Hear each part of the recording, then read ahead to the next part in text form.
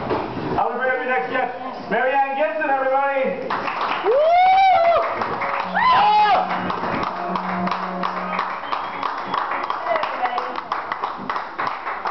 Did everybody notice all the news crews outside, like all the vans, Global and City TV and everything? I guess they're here for the Green Party, but when I'm walking over here and I'm seeing that, I get a little nervous around cameras because I have this fear that somehow my life is going to be a reality show, but I won't know it. Like, I have 2 small children, right, 2 and 4, and crazy shit happens, and I just don't want anyone to catch it on camera. I don't want to be another Britney, you know? But I've thought about it a little. And if my life was a reality show, do you know what the name would be? Called Children's Aid. Please don't. Even that would be part of it, in little brackets. You know, I mean, things like, you know, I'll be playing at home, my little girl, Ocean, she likes to play out with recycling, and you hear a bang and a crash, and you look over. She's lying on the ground, she's got an empty beer bottle in one hand, and she's knocked over the garbage. And I think I hear it click in the camera. I pull in the driveway from work, I come home, and she runs outside naked. All the neighbors have the cameras out, you know. I'm a little worried Halloween's coming up. Last Halloween, my husband had out this fake knife, you know, the kind that just retracts into your hand. My kids at the time were just 1 and 3, and he thought it was a good idea, you know. One of those things later that he goes, no, bad dad, no. But he thought it was a good idea to, like, joke around and show them how this works, so he was stabbing himself in the ass, right, going, the 3-year-old's like, oh, he's got that, like, excited, happy, but really scared at the same time, and my 1-year-old's just standing there going, and it's all fun and games and good times, right? Until my husband decided to just kind of like, he thought he'd spread the fun, and just kind of, I don't know if he moved towards my son's knee, I don't know what happened, but suddenly the laughter is sucked from the room, the fun is gone when you hear him say, Daddy, don't cut me. Yeah. And you know how kids repeat things, eh? Yeah, we had to like just stay holed up in the house for a couple days. Don't have to repeat that anymore.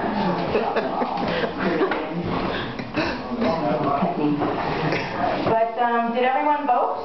Does everyone get out and vote? Yes. I did. It's important.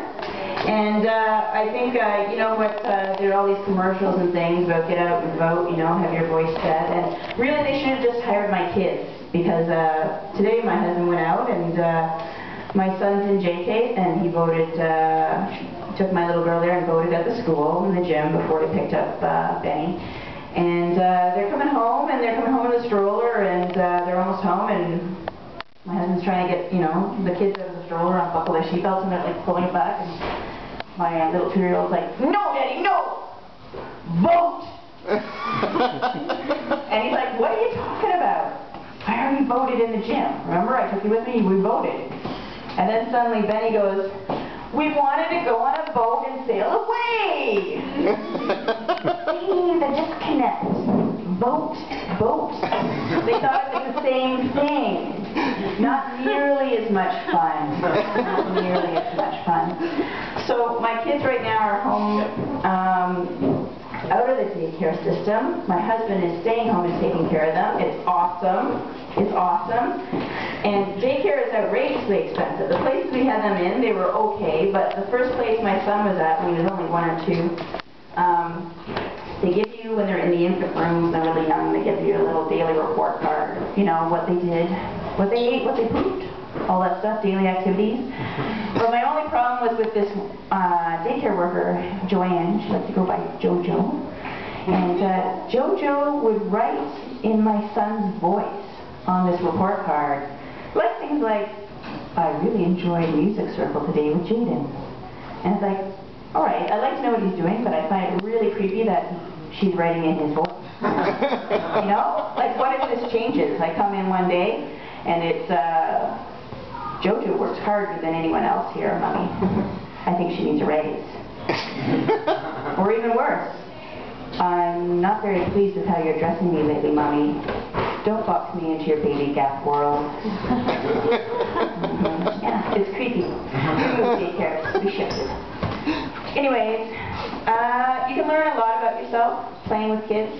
Do you guys remember Play-Doh? Does everyone remember the modeling clay? Love Play-Doh, eh? Love it.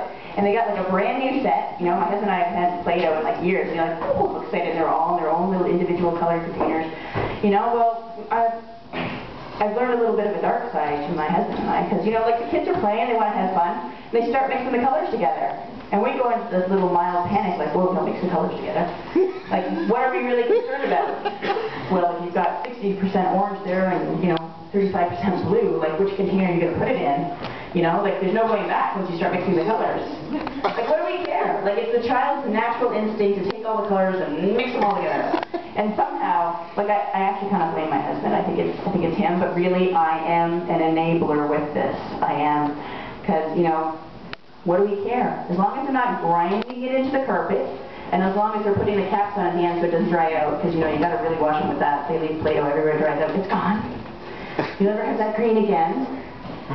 But, I mean, you might think, oh, that's not a problem. You know, what's she talking about? But then it's like I hit a real downside. I hit a real dark point when Ocean was playing with this little container of white Play-Doh, and she went to mix some glue in. And I'm like, Ocean, don't mix that. You have to keep the white. And I thought, stopped myself from saying it. But I was going to say, you have to keep the white pure. That's right, folks. I'm a Play-Doh racist. How do children think? I'm going to leave you with one more thing. So they're 2 and 4 now. Anyone who knows people with kids are going to have babies, I've learned a few things. This is what you just got to do, especially when they're really young and they're baby small stage. Just keep moving them from one thing to another, okay? You've got a crib, you've got a high chair, you've got the old Jolly Jumper that's still around. Hasn't been banned or anything. You've got, you got playpens, right? Everybody remembers playpens, but now they're called play yards, right? Like it's more free-range baby, right? A playpen's too big, like, I don't know. Play yard sounds bigger, but you know what's freakish? It's smaller. It's less space, but it's just taller. So you got play yards. But my absolute favorite is called an exerciser, and it's totally round, and you just put the infant inside it, and they can like spin all around, and there's usually like a zillion toys attached, you know? Well, we like to call that one the circle of neglect. All children say that. Thank you, that's my time. I'm Marianne Gibson.